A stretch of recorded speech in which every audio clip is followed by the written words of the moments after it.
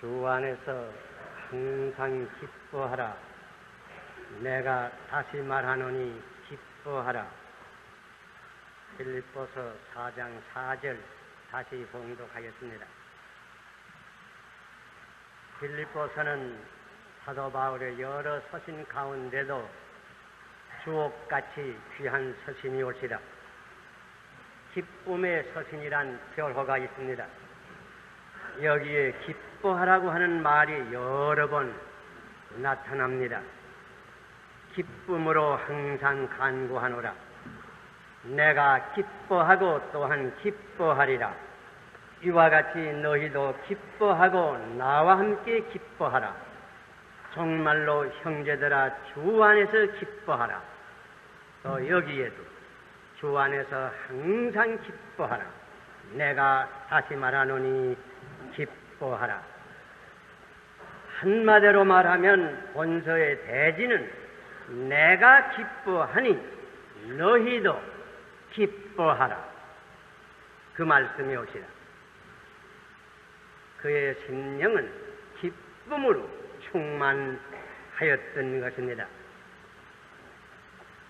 당시 사도 바울의 형편을 회상해 볼 때 그가 이와 같은 서신을 썼다고 하는 것은 놀랄 만한 일입니다. 위선 그는 그때의 나이 많은 노인이었습니다. 젊었을 때는 흔히 웃기를 잘합니다. 그러나 노령 시대에도 이런 기분으로 산다고 하는 것은 쉬운 일이 아닙니다. 당시 그는 로마 감옥에 있었습니다. 한 손에는 쇠사슬을 차고 앉았습니다. 침울한 감방이 올시다.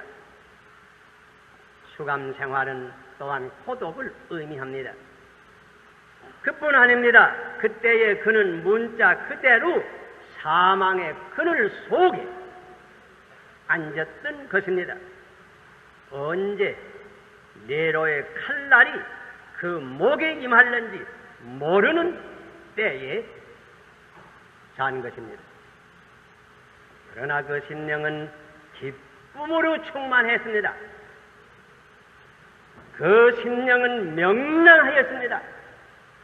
그러므로 이렇게 명랑한 서신을 기록하는 것입니다.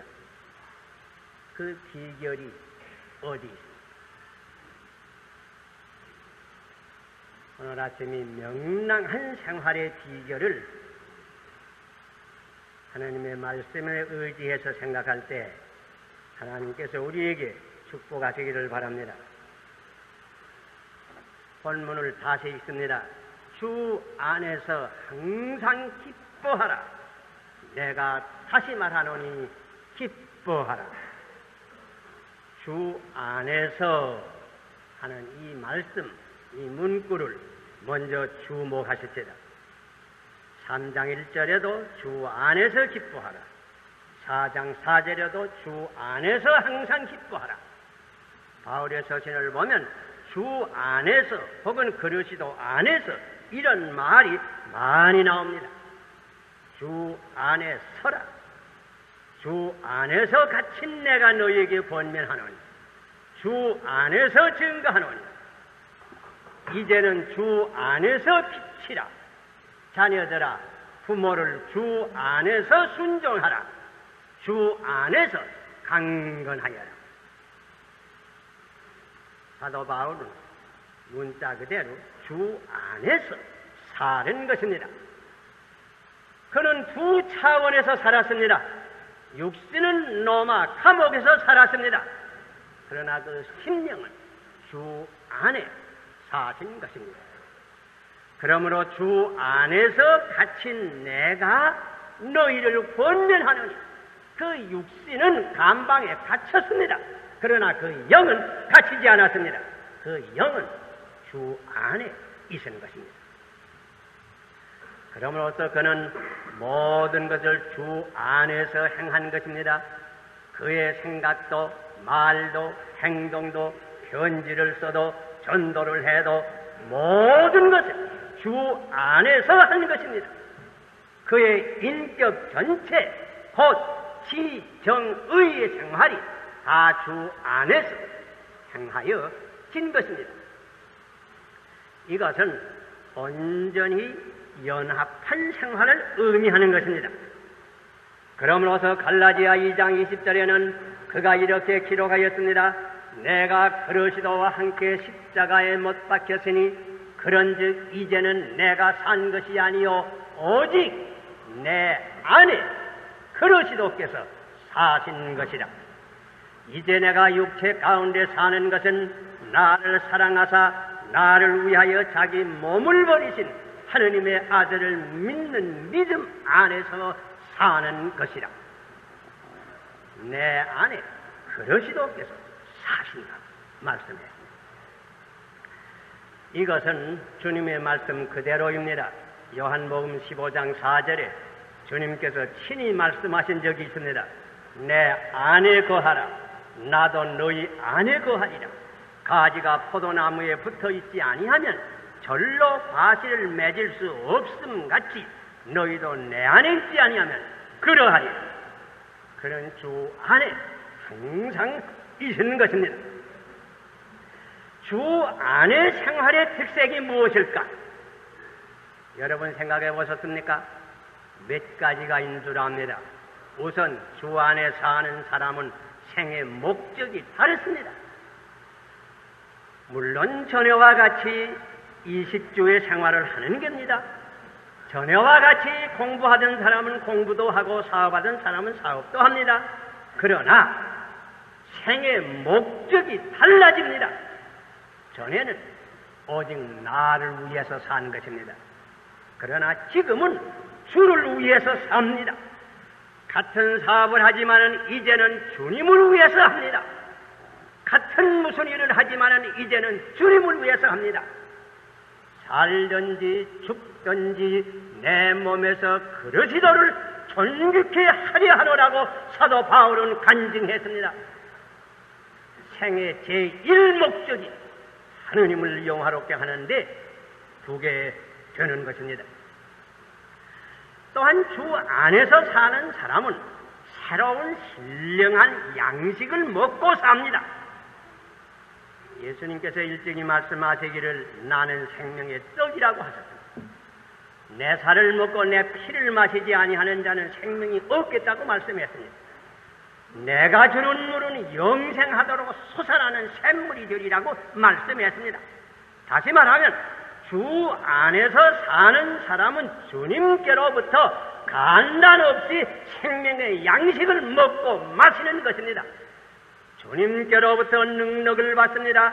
주님께로부터 지혜를 얻습니다. 주님께로부터 인내를 배웁니다. 주님께로부터 은혜와 진리를 배우게 되는 것입니다. 이러한 이는 생의 열매가 물론 다르습니다. 육체대로 사는 사람에게는 자연히 육체의 열매가 맺힙니다. 갈라디아 5장 19절 이하에 기록한 대로 육체의 열매는 현저합니다. 음행과 더러운 것과 오색하는 것과 우상숭배와 술수와 원수를 맺는 것과 분쟁과 시기와 분냄과 당을 짓는 것과 분리함과 이단과 투기와 술취함과 방탕함과 그와 같은 것들입니다. 그러나 주 안에서 사는 이들은 성령의 열매를 맺습니다. 사랑과 기쁨과 화평, 인내와 자비와 양선과 충성과 온유와 절제의 모든 아름다운 덕을 맺히는 것입니다. 이런 이들은 자연히 그 심령이 항상 명랑합니다. 왜? 천국이 너희 안에 있느니라 말씀한 그대로 이런 이의 가슴 속에는 하느님의 나라가 머물러 있습니다. 하느님의 나라는 오직 성령 안에서 의와 평강과 희락이라고 말씀하시는 것입니다. 다니엘의 세 친구가 핍박을 받아서 풀무 속에 던짐을 입은 이 얘기를 여러분께서 기억하실 것입니다. 실상은 세 사람만 풀무 속에 넣었는데 자세히 들여다보니 네 사람이 풀무 속에서 걸어다닌다고 하였습니다. 이와 같이 주 안에서 사는 사람들은 언제나 그들과 그러시도께서 동거하십니다. 환난 때에도 같이 계시고 실패 때에도 같이 계시고 병날 때에도 같이 계시고 슬픔을 당할 때에도 같이 계시고 아니 죽을 때에도 같이 계시는 것입니다. 그러므로 성경에는 작은 이유로 주 안에서 죽는 자들은 복이 있도다 말씀하시는 것입니다. 우리가 늘 부르는 찬송의 한 절과 같이 높은 산이 거친 들이 초막이나 궁궐이나 내 주 예수 모신 곳이 그 어디나 천국, 이런 이들은 언제나 하나님 나라 안에서 삽니다. 그러므로 명랑합니다. 여기에 명랑한 생활의 비결이 있습니다. 그래서 우리가 신약을 보면 주 안에 있던 그들은 핍박 중에도 기뻐하였다고 하였습니다. 감옥에서도 기뻐서 찬송을 들었다고 하였습니다. 재산의 손실을 보고도 감사하고 기뻐했다고 했습니다. 그래서 사도 바울은 고린도후서 6장 10절에 이렇게 기록하였습니다. 근심하는 자 같으나 항상 기뻐하고 가난한 자 같으나 많은 사람을 부유하게 하고 아무것도 없는 자 같으나 모든 것을 가진 자로다. 주 안에서만 명랑한 생활이 가능합니다. 계속해서 읽어보세요. 주 안에서 항상 기뻐하라. 여기에 항상 기뻐하라. 기뻐하라고 명령합니다. 다시 말하면 명랑한 생활은 그리스도의 의무라 가르쳐줍니다. 성경에는 여러 가지 우리 믿는 사람에게 대하여 마땅히 지킬 명령이 있습니다. 회개하라. 천국이 가까우니다. 회개의 의미가 있습니다. 내가 거룩하니 너희도 거룩하라. 성결한 생활을 할 의무가 있습니다. 서로 사랑하라. 사랑의 의무가 있습니다. 서로 봉사하라. 봉사할 의무가 있습니다. 깨어 기도하라. 기도할 의미가 있습니다. 온 천하에 가서 복음을 전파하라. 전파의 의무가 있습니다. 여기에는 항상 기뻐하라. 항상 기뻐할 의무가 있는 것입니다. 다시 말하면 우리 믿는 사람들은 다른 여러 가지 명령을 복종하기를 힘쓰는 것처럼 이 명령도 복종하기를 힘써서 명랑한 생활을 하도록 노력을 해야 될 것입니다. 왜? 이 명령을 순복지 아니하는 것도 죄가 되는 까닭입니다. 아는 게 아니라 딴체 신곡을 보면 지옥에 밑바닥에 많은 사람들이 있는 걸 보았습니다. 이 사람들은 무슨 죄를 짓고 왔느냐 물어보니까 이 사람들은 다른 죄는 아니고 믿기는 믿느라고 하면서도 명랑한 생활을 못하고 늘 우울한 죄를 지은 까닭으로 여기 와 있다.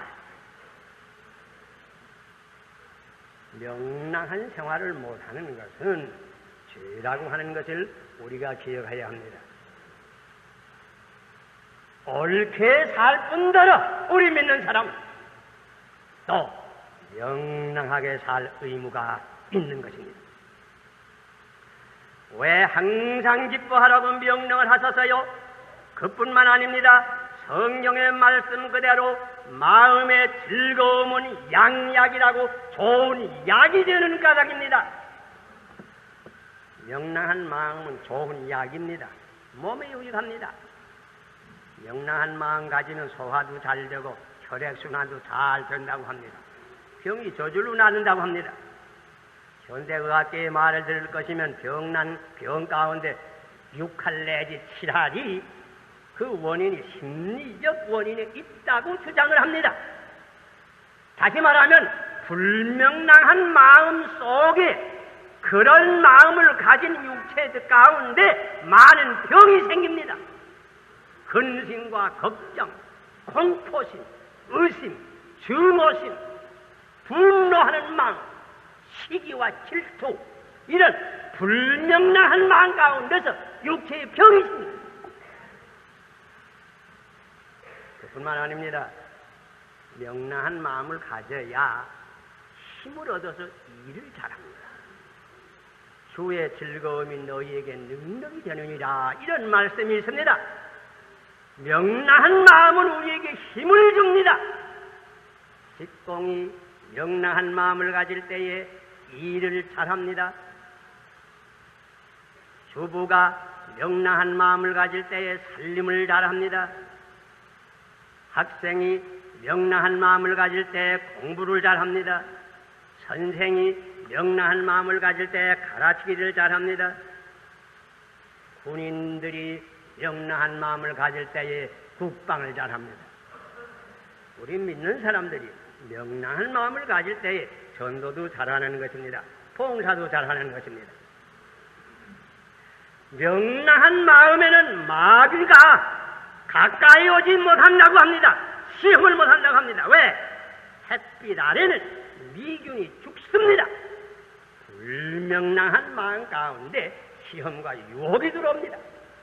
명랑한 생활에는 시험과 유혹이 감히 가까이 오지 못하는 것입니다. 우울한 소위 믿는 사람들에게 여러 가지 시험이 이르는 법입니다. 다시 한번 본문을 읽어보세요. 주 안에서 항상 기뻐하라. 내가 다시 말하노니 기뻐하라. 내가 다시 말하노니 기뻐하라. 이렇게 권면합니다. 이렇게 다시 권면하는 거 보니 이것이 아주 중요한 의무입니다. 명랑한 생활을 하는 것이 아주 중요한 의무입니다. 내가 스스로 기뻐할 뿐더러 모든 다른 사람들에게 이러한 기쁨을 나눌 의무가 우리 믿는 사람들에게는 있는 것입니다. 사실 그러시도이는 향기를 뿜는 백합화와 같이 어디를 가나 명랑한 분위기를 조성할 책임이 있다고 하는 것을 기억해야 합니다. 우리가 사는 이 20세기는 혹은 우주시대 혹은 원자시대라고는 하지만은 세계 인류는 문자 그대로 불안과 공포에 떨고 있습니다. 한국의 형편은 더욱 심합니다. 38선은 그냥 있습니다. 빈곤은 그냥 있습니다. 부정과 부패도 그냥 있습니다. 각종 범죄는 자꾸 올라만 갑니다. 또 요새는 무슨 삼선 개헌 문제로 학생들이 데모를 하고 사회는 더욱 어수선해집니다. 웃을 일이 별로 없습니다.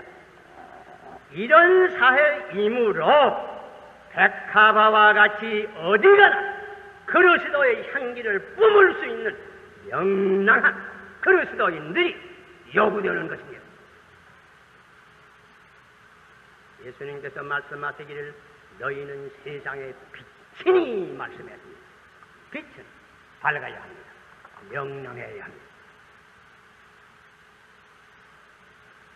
여러분이 본문이 있는 그 성구를 전부 한번 좀 읽어보세요. 주 안에서 항상 기뻐하라. 내가 다시 말하노니 기뻐하라. 너희 관용을 모든 사람에게 알게 하라. 주께서 가까우시니라. 아무것도 염려하지 말고 오직 모든 일에 기도와 간구로 너희 쓸 것을 감사함으로 하나님께 아뢰라. 그리하면 모든 지각에 뛰어난 하나님의 평강 그리스도 예수 안에서 너희 마음과 생각을 지키십니다. 기억하실지라. 그리스도인은 선한 사람이 물론 먼저 되어야 합니다. 모든 죄를 회개해야 됩니다. 그러나 그것만은 부족합니다. 하는 걸음 더 나가서 명랑한 사람까지 되어야 합니다. 우리 그리스도인들은 먼저 옳게 살아야 합니다. 그러나 하는 걸음 더 나가서 명랑하게 살 줄을 알아야 합니다. 역사를 보면 고대 로마 사회는 그 헬라의 찬란한 문화와 로마의 권세와 영광에 불구하고 그 사회는 매우 침울하였습니다. 대다수의 민중은 허탈감, 좌절감, 절망감에 휩쓸려 있었던 것입니다. 그런 때에 그리스도인들은 그 역경과 핍박 중에서도 기쁨과 소망이 충만한 명랑한 생활을 하였습니다. 이것이 영적으로 로마 제국을 정복한 중요한 원인 가운데 하나이 되었다고 하는 것입니다. 오늘의 세계의 정세, 오늘의 한국 사회의 정세도 이와 비슷합니다. 과학은 발전되었다고 하지만은 인간은 침울한 상태에 살고 있습니다. 이러한 때에 우리 믿는 사람들은 주 안에서 기쁨과 소망으로 복음을 전파할 것입니다. 복음이라고 하는 근본 뜻은 기쁜 소식이라고 하는 뜻입니다. 물론 신앙생활에 엄숙한 면이 없지 않아 있는 것입니다. 인간의 죄악과 비참과 사망을 볼 때에 에레미야와 같이 눈물을 흘릴 때도 없지 않아 있는 것입니다. 그러나 그리스도께서는 이것들을 정복하시기 위해서 세상에 오신 것입니다. 예수 그리스도의 십자가의 죽음과 그의 부활을 통해서 그는 이 모든 것을 극복하신 것입니다. 그러므로 기독교는 명랑한 종교입니다. 불교나 유교처럼 울상의 종교가 아닙니다. 기쁨과 찬송의 종교입니다. 할렐루야의 종교입니다.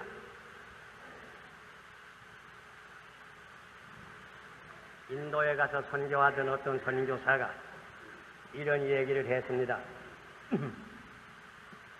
거기는 건조기가 있는데 매우 어떤 건조기에 어떤 졸라가는 교인 한나에 와서 아이고 큰일 났습니다. 우리 동네 우물이 말랐습니다.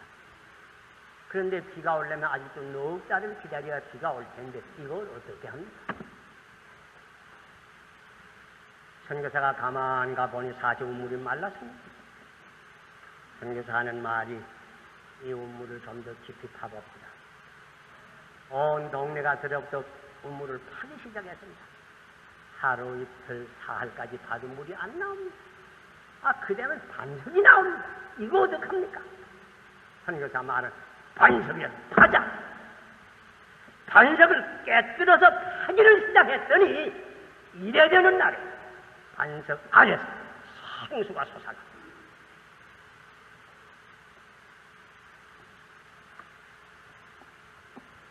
세상의 환경, 물질 혹은 사람에게서 오는 기쁨은 다 건물과 같습니다. 그 일시적입니다. 마를 때가 있습니다. 주 안에서 오는 기쁨은 깊은 데서 나는 생수입니다. 예수님 말씀하신 그대로 내가 주는 물을 마시는 자는 영원히 목마르지 아니하리니 내가 주는 물은 그 속에서 영생하도록 솟아난 샘물이 되리라. 우리 믿는 사람들은 주님 약속하신 이 영생하도록 솟아나는 샘물을 충만히 마십니다. 어떤 환경을 합니다. 영롱한 생활을 해야